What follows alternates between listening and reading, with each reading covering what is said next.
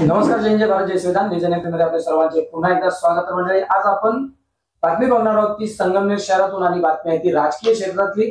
प्रेक्षकांना आपल्या सर्वांना माहितीच आहे की संगमनेर नगरपालिका सार्वत्रिक निवडणूक 2025 ची जेमतेम सर्वच उमेदवारांची तयारी झालेली आहे आणि तयारी करत असताना बऱ्याचशा काही गोष्टी काही करता बऱ्याच झालेल्या आहे, काही न करता मध्यम काही गोष्टी थांबलेल्या आहे. मात्र काही या उमेदवारी अर्ज दाखल केल्यानंतर आणि त्यानंतर बऱ्याचशा काही गोष्टी घडामोडी अशा झाल्यात. काहींच्या उमेदवारी अर्जाला मागे घेण्यासाठी मोठ्या नेत्या पुढाऱ्यांनी तुंबळ पैशाचा मारा करून उमेदवारी अर्ज मागे घेतलेले, काहींची मनधरणी करून घेतलेले, काहींना प्रेमाने घेतलेले. मात्र जे तळागाळातले सामाजिक कार्यकर्ते ज्यांना समाजसेवक म्हणून घोषवले जातं अशा लोकांची देखील कुठंतरी नाचक्की झालेली आहे, कुठंतरी त्यांना डावललं गेलेलं आहे. जे समाजामध्ये वारंवार आपण बघतोय माध्यमांच्या माध्यमातून की काम करताय गोरगरिबांचे, ज्यांचे काम होत नसतील त्या ठिकाणी सामाजिक कार्यकर्ते हे आपले पूर्ण प्राण प्रतिष्ठा लावून काम करत असतात. त्याच वेळी अगदी जर त्यांना निवडणुकीच्या काळात डावललं गेलं असेल तर ते कसं डावललं जातं आणि का डावललं जातं याचे उत्तर आज आपल्याला या बातमीच्या माध्यमातून मिळणार आहे. तर न्यूज NMP मध्ये पुन्हा एकदा सर्व प्रेक्षकांना सलाम. आणि आज आपण आपला एपिसोड सुरू करतोय. नगरसेवक कसा असावा, तुमच्या हिताचा असावा की फक्त बलाढ्य आणि धनाढ्य लोकांच्या पसंतीचा असावा. तर सर्वप्रथम आपल्या न्यूज चॅनल वरती आज आपल्याला मुलाखत देत आहेत पप्पू भाऊ. पप्पू भाऊ, तुमचा पूर्ण परिचय आज आपल्या चॅनलच्या माध्यमातून द्या प्रेक्षकांना. काय नाव आपलं सर? नमस्ते, माझं नाव आकाश उर्फ पप्पू अर्जुन गोडगे. मी वार्ड क्रमांक 2 मध्ये अनुसूचित वर्ग अ अपक्ष म्हणून अर्ज भरलेला होता. आपला अर्ज भरल्यानंतर उमेदवारी तुमची जाहीर झाली. अपक्ष उमेदवार म्हणून तुम्ही भरलेला होता अर्ज. जेमतेम संगमनेरमध्ये सर्वांनीच अपक्ष भरलेला आहे, मात्र तुम्ही देखील अपक्ष भरला. अपक्ष उमेदवारी भरत असताना तुम्ही काय विचार केला होता? नमस्ते, माझं नाव आकाश उर्फ पप्पू अर्जुन गोडगे. मी वार्ड क्रमांक 2 अनुसूचित जाती वर्ग अ मधून उभा आहे. मी आज गेल्या 7-8 वर्षापासून जे सामाजिक काम करत आलोय त्या सामाजिक कार्य करत असताना मी भरपूर काही वार्डातली, तालुक्यातली, शहरातली, जिल्ह्यातील संपूर्ण कामं केलेली आहे. व मी इलेक्शनला उभा राहिलो तर आज मला तेच लोकांचे आशीर्वाद, जे मी सामाजिक कार्यातून केलेले त्याचे आशीर्वाद म्हणून मला कुठंतरी ही जनता, माझी आई बहीण मला निवडून देईल या विश्वासाने मी आज फॉर्म भरला होता. आणि दोन्ही पण आमदार सतीशदादा तांबे असो, अमोल भाऊ खताळ पाटील असो, आणि मला दोन्हीकडून पण अपेक्षा होती की मला उमेदवारी भेटल. पण म्हणजे असं काही नाही का मी कोणत्या पक्षाचं काम करतोय किंवा काय, माझ्या कोणत्या पक्षाचा माझ्या पाठीवर शिक्का आहे. मी एक सामाजिक काम करत असताना मी यांच्या विश्वासातून काम केलं. मला यांची ताकद भेटल, यांच्या ताकदीतून मला बळ भेटल आणि मी यांच्याकडून माझी जनतेची कामं करून घेईन, गोरगरीब लोकांची कामं करून घेईन. म्हणून मी अमोल भाऊंकडे काम केलं, सतीश दादांकडे काम केलं, काम करत आहे. आणि सामाजिक क्षेत्रात काम करत असताना संपूर्ण जाती धर्मातले लोकांशी माझे चांगला परिचय आहे, चांगले संबंध आहे, मैत्रींचे संबंध आहे. आणि वार्ड नंबर 2 मध्ये माझे जीवाभावाची, मैत्रीचे, माझे नातलग व मी ज्या गोरगरीब लोकांसाठी मी कामं केलेली आहेत, मग ते धार्मिक असो किंवा सगळ्या काही गोष्टी, तर मग मला त्याचं एक पावती म्हणून मला निवडणुकीत उभं राहून मला ते निवडून देतील व ते निवडून आल्यानंतर त्या पदाचा वापर करून मी जनतेची सेवा करेल हाच हेतू म्हणून मी हा अर्ज भरला होता. असो, प्रत्येक समाजसेवक हाच विचार करतो, याच विषयाला धरून तो उमेदवारी दाखल करतो. मात्र हे सर्व होत असताना बऱ्याचशा वेळी तुम्ही सत्ताधारी जे आजचे आमदार आहेत, आमदार अमोल खताळ यांच्या सोबत देखील तुम्ही दिसून आले, त्यांच्या विचारसरणीला देखील तुम्ही समर्थन केलं आणि त्यांनी देखील तुमचा विचार करायला पाहिजे होता किंवा केला का? विचार केला पाहिजे होता, पण बरेचसे मला त्यांचे कार्यकर्ते विचारले की बाबा तो अमोल भाऊंकडे आला का, तो अमोल भाऊंना अर्ज दिला का. मी मागच्या कालखंडामध्ये अमोल भाऊ बरोबर होतो, अमोल भाऊंचे बॅनरही लावले होते, अमोल भाऊंच्या नेतृत्वाखाली मी काही सामाजिक कार्यही पण केलंय. जयंती असो किंवा अदर काही कामं असतात त्यांमध्ये मी सहभागी होतो त्यांच्या बरोबर. मग नंतरच्या कालखंडामध्ये मी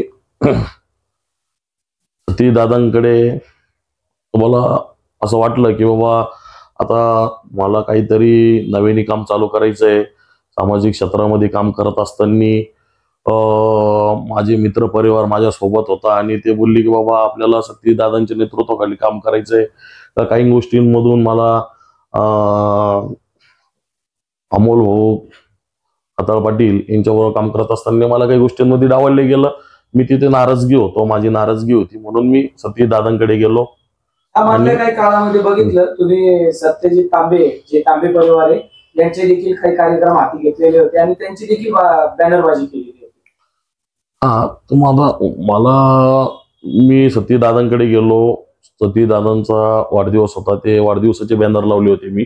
एक आपुलकी, एक प्रेम म्हणून त्यांच्याबद्दल माझ्या मनात जे आपुलकी होती, प्रेम होतं आणि जे त्यांचं काम होतं का सर्वधर्मीय समभाव ह्या मला त्यांच्यात गुण दिसला आणि म्हणून एक आपुलकीने मी त्यांचे बॅनर लावले होते. आणि निवडणुकीच्या कालखंडामध्ये ज्यावेळेस मला इलेक्शनला उभं राहायचं होतं त्यावेळेस मी स्वतः सती दादांकडे गेलेलो होतो. सती दादांना बोललो पण की बाबा दादा मला इलेक्शनला उभं राहायचंय. तर दादांनी मला सांगितले की तू तुझी तयारी चालू ठेव, तुझ्याबद्दल आम्ही विचार करू. हाच विचार आता तुम्ही जसं सांगितलं का सत्यजित तांबेंनी सांगितलं होतं का तुझा विचार करू, म्हणजे तुम्ही जेमतेम त्यांच्याशी बोलणं करूनच ते काम तुमचं झालेलं होतं. मात्र अमोल खताळ बरोबर पण तुम्ही युवक वर्ग मोठ्या प्रमाणात घेऊन गेलेले होते. त्यांनी तुमचा विचार अर्जावर जरी नाही केला तरी तुम्हाला असं कुठं खंत वाटते का त्यांनी अर्जाव्यतिरिक्त देखील कुठंतरी एक विचार करायला पाहिजे होता, चांगल्या कामाची पावती म्हणून? नाही, अमोल भाऊंबद्दल खंत वाटत नाही. त्याचं कारण असं आहे की मी सती दादांकडे गेलो ते मी एक निष्ठेने गेलो आणि मला कुठंतरी मी सती दादांवर विश्वास ठेवून काम करत होतो आणि मी कोणालाही अर्ज दिला नव्हता बाबा मला आपल्या पक्षाकडून उमेदवारी लढवायची आहे. मी वैयक्तिक एका गोष्टीवर ठाम होतो आणि मी सती दादांच्याच विश्वासावर ठाम राहिलो होतो. म्हणजे त्यांचा शब्द तुम्हाला कुठेतरी मिळालेला होता, विचार करू. मग काय त्यांच्याबद्दल काय वाटतं, विचार न करण्याचं काही कारण वाटतात तुम्हाला? हे विचार त्यांनी केला नाही, पण आज मी अपक्ष म्हणून फॉर्म भरलाय. मला फॉर्म भरायच्या आधी जरी दादांनी बोलून घेतलं असतं की बाबा आपण एक चांगला उमेदवार बघितला आहे, तर मी त्याच्याबद्दल काय अभ्यास केला असेल तर मग तू थांबून घे, तर तुला पुढच्या वेळी चान्स देऊ की किंवा तुझ्या अडी अडचणीत आम्ही असं वगैरे. तर असं काही न बोलता त्यांनी त्यांचा तर बरं वाटलं असतं थोडं. तर असं काही विचार न करता त्यांनी त्यांचा उमेदवार जाहीर करून त्याला एबी फॉर्म वगैरे देऊन आणि त्यांचं काम चालू ठेवलं. माझी तळमळ होती का 21 तारखेपर्यंत तरी मला ज्या गोष्टीवर मी ठामपणे होतो का जसं मी तुम्हाला बोललो का मी सतीश दादांकडे ज्यावेळेस गेलो तर त्यावेळेस मी फक्त त्यांच्याच विश्वासावर अवलंबून होतो. तर त्यांनी मला 21 तारखेपर्यंत जरी विश्वासात घेतला असतं तर त्यांनी आज संगमनेर शहरामध्ये भरपूर लोकांनी अपक्ष उमेदवारीचे फॉर्म भरले होते, कोणी पक्षांचे भरले होते, त्यांचे कार्यकर्ते असो दुसऱ्या असो, सगळ्यांना त्यांनी विश्वासात घेतलं, सगळ्यांची मनधरणी केली, सगळ्यांना मान सन्मान दिला. त्या मान सन्मानाचा आदर करून सगळ्यांनी फॉर्म मागं घेतले. तसंच मला एक वाटत होतं की मला आदरानं कुठंतरी काहीतरी बोलून आणि मला त्यांनी एक शब्द जरी टाकला असता की पप्पा आता तू थांबून घे, तर तू पुढच्या वेळेस तुझा विचार करू, आम्ही तुझ्या सोबत आहोत, असं जरी म्हटले असते तरी मी अपक्ष भरला नसता. उलट माझ्या वार्डामध्ये असं त्यांच्या उमेदवारांनी असं संदेश पसरवलाय की त्याच्याकडे जायची गरज नाहीये, त्याला गल्लीतून मत होणार नाहीये. आता मला गल्लीतून मत होईल किंवा वार्डातून होईल हे 3 तारखेला असं नाही, गल्लीतून किंवा वार्डातून मत होणार नाही असा प्रचार करण्याचं कारण काय वाटतं? कारण तुम्ही सामाजिक कार्यकर्ते, बरेचसे कार्यक्रम, चांगले चांगले कार्यक्रम तुम्ही घेतलेले आहेत. बऱ्याचशा वेळी तुम्ही लोकांना न्याय मिळवून देण्याचा देखील प्रयत्न केलेले आहे. या बातम्या प्रसिद्धी माध्यमातून लोकांच्या नजरेत आलेले आहे, समोर आलेले आहे. तर त्याच्यामुळे असा दुष्प्रचार करण्याची काय गरज पडली? नाही, आता तेच कार्यकर्ते माझ्याकडे येत होते, माझी मनधरणी करत होते. मलाही थोड्या विश्वासात त्यांनी घेतलं होतं आणि मी आपला एक भाऊ होऊन त्यांना माझ्या काही गोष्टी सांगितल्या की बाबा आम्ही राहणार आहे उभा असं तसं. तर त्यांनी मला त्यावेळेस प्रतिसाद दिला. पण नंतर तेच लोकांनी असं सांगितलंय लोकांना, मला दुसऱ्या लोकांनी असं सांगितलं की बाबा हेच लोक तुझ्याकडे येऊन आज तेच लोकांनी वरती असं सांगितलंय किंवा वाढत असं सांगितलंय का त्यांच्या कार्यकर्त्यांना की बाबा त्याला आमच्याच गल्लीतून मतदान नाही पडणार, तर त्याच्याबद्दल काय. मग असं दादांनी विचार करून बाबा गल्लीतलेच लोक किंवा वाड्यातलेच लोक असं म्हणतायत, तर मग कशाला त्याला आपण तिकीट द्यायचं. तुमचा तो वार्ड आहे, राहिला तिथंच आहे. हो, राहिला. स्थानिक उमेदवारी म्हणून तुम्ही करत होते, बरोबर. स्थानिक उमेदवारी करत असताना किमान तुमचे 50 जरी मतं त्या ठिकाणी तुमच्या घरातले असेल तर साहजिक ते मतं तुम्हाला पडू शकतात. आणि जर त्याच मताने एखादा उमेदवार जर पडला, आता जर तुम्ही अपक्ष उमेदवार म्हणून उमेदवारी करताय, बरोबर, उद्या जर भविष्यात तशी घटना घडली तर मग याला कसं बघणार? तुमचे जे कोणी नेते आहेत ते कसं बघणार? काय विचार? आता मला तो विचार न करता आता शेवट माझे अस्तित्वाची लढाई आहे. मला कुठेतरी बदनाम करण्यात आलं आणि मी तरी कोणावर तरी एक ठाम विश्वास ठेवून राहिलो होतो. मला तिथनं मान सन्मान नाही भेटला. मला असं वाटतंय का माझा स्वतःचा अपमान करून घेतलाय मी. तर मी होऊन तिकडे गेलो, त्यांच्याशी चर्चा केली, त्यांच्या शब्दावर गोष्टीवर ठाम राहिलो आणि का बाबा आमच्यावर तू विश्वास ठेव, तू एकदा ते फॉर्म मागं घे किंवा आम्ही तुझे कुठं ना काहीतरी असं काहीतरी विश्वास दाखवला पाहिजे होता. तो विश्वास दाखवला असं मला वैयक्तिक मला असं वाटतंय की बाबा मी त्यांच्या कोणत्याही गोष्टीचा लायक नाहीये किंवा माझ्यापासून त्यांचा कोणताही फायदा नाहीये म्हणून त्यांनी मला वाईट टाकलं, मला विश्वासात घेतलं नाही. त्यांच्या कार्यकर्त्यांनी नाही, त्यांनी पण नाही घेतलं.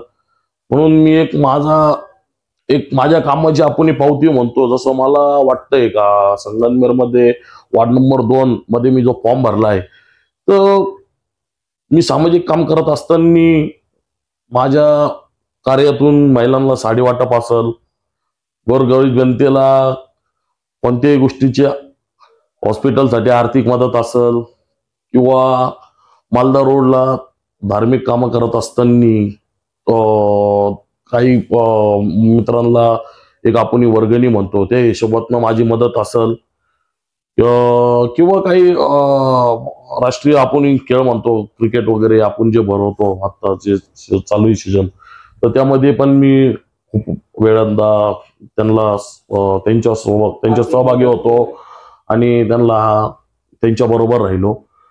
जसं मालदा रोडला संभाजी महाराज जयंती होते, ते छत्रपती संभाजी महाराज जयंती करत असताना पहिल्यापासून मी त्या मुलांमध्ये होतो आणि त्यांना त्या जयंतीसाठी लागणारी वर्गणी वगैरे माझ्या फ्रेंड सर्कलला जमा करून, म्हणजे माझे एकदम जीवा भावाचे मित्र, आम्ही मोठे मोठे सण साजरे केले, मोठे मोठे धार्मिक सण साजरे केले, जयंती केले आणि गोरगरीब लोकांना मदतीसाठी तिथं मी बरेचदा धावून गेलेलो आहे. सगळ्यांना माझा रामनगर एरिया म्हटला, गांधीनगर, मालदा रोड, हे सगळे माझे एकदम जीवा भावाचे मैत्री संबंध आहे आणि समाजाचे खूप काही लोक आहेत का जे एकदम माझे घरातले संबंधातले आहेत. तर मला असं वाटत नाही का बाबा लोक म्हणतात का आमच्या गल्लीतून त्याला मत पडल, तर ते 3 तारखेला त्यांना कळून जाईल का बाबा मला तिथून मत पडल का नाही. आता नेमकी तुमची तळमळ काय, नाराजी नेमकी कोणावर आहे? माझी नाराजगी एकच होती की आता मी निवडणुकीला पहिली गोष्ट तो उभा राहणारच नव्हतो. मला वाटलं होतं की कुठंतरी मान सन्मान करून मला थोडा विश्वासात घेऊन आणि फॉर्म मागं घे असं म्हणतील मग मी घेऊन टाकला असता. पण तेच उमेदवार ज्यांनी विश्वासाने उमेदवारी त्यांना दिलेली आहे त्यांनीच कुठेतरी माझं नाचक्की करण्याचा प्रयत्न केला. मला अपमानास्पद वागणूक त्यांच्यामुळेच भेटली की बाबा त्यांच्यामुळेच मला बोलावण्यात नाही गेलं किंवा त्यांनी असं सांगितलंय की बाबा याला मतदान नाही पडणार हा विश्वास. आता कार्यकर्ता जर असं सांगतोय तर मग वरचे प्रतिनिधी असो किंवा नेते असो ते त्यांच्या गोष्टीवर विश्वास ठेवूनच काम करणार. तर मग हा विश्वास मला तरी वाटतो चुकीचा आहे. कुठंतरी माझा विचार केला गेला पाहिजे होता. पण आज न लढण्यासाठी मी जे काय विचार केला होता तर आज माझ्या शेवट इज्जतीचा प्रश्न आहे. आज स्वाभिमानी जो म्हणतो स्वाभिमान माझं अस्तित्व आज मी महाराष्ट्रभर चळवळीत काम करतो. तर किती वर्ष झाले असून पप्पू तुम्हाला या चळवळीमध्ये काम करत असता? मी Republican party of India Athawale साहेबांच्या सोबत मी 2013 पासून काम करतो.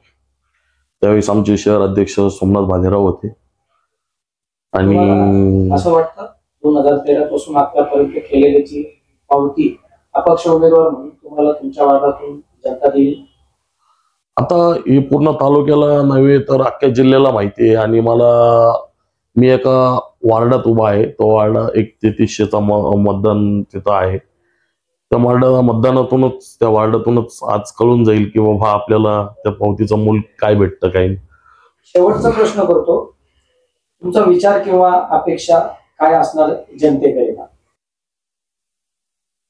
आज गेल्या 7-8 वर्षापासून मी जे सामाजिक क्षेत्रात काम करतो, सामाजिक क्षेत्रात काम करत असताना मी धार्मिक कामं केले. खूप काही लोकांच्या गरजेला सामोरं जाऊन त्यांच्या अडीअडचणी सोडवल्या. आणि आज मी जो अपक्ष उमेदवारीचा फॉर्म भरलाय वार्ड नंबर 2 मध्ये, तर तिथल्या माझ्या माता बहिणी, माझे माऊली, माझे भाऊ, माझे वडोदीपार्जित असणारे सगळ्यांनी मला साथ द्यावी व मला भरभरून मतांनी निवडून आणावं. पहिली गोष्ट, मी निवडून येण्यासाठी म्हणजे माझं खूप अशी तळमळ आहे की बाबा मला तर एक इलेक्शन लढायचंच नव्हतं, पण एक शेवट अस्तित्वाचा प्रश्न असतो, इज्जतीचा प्रश्न असतो. जी माझी बदनामी झाली, नाचक्की करण्यात आली की बाबा याला वल्लीतूनच मतदान होईल का, तर त्या जोरवर आणि त्याचं मला उत्तर देण्यासाठी मला आज लढावं लागतंय. आणि त्याचं उत्तर ही माझी माय माऊलीच, माझे भाऊ लोक, माझे वडीलपार्जित लोक जे काय मला मत देणार आहे ते त्यांना दाखवून देतील. मी माझी तयारी तर चालूच ठेवली आहे. मला जे पण मतदान भेटल, जे पण मला आशीर्वाद लोकांचे लाभतील, मग ते 1 मत असू किंवा 1000 मत असू, त्याच्यात मी एकदम आनंदी राहील. माझा कोणताही रागरोष नसेल. नमस्ते.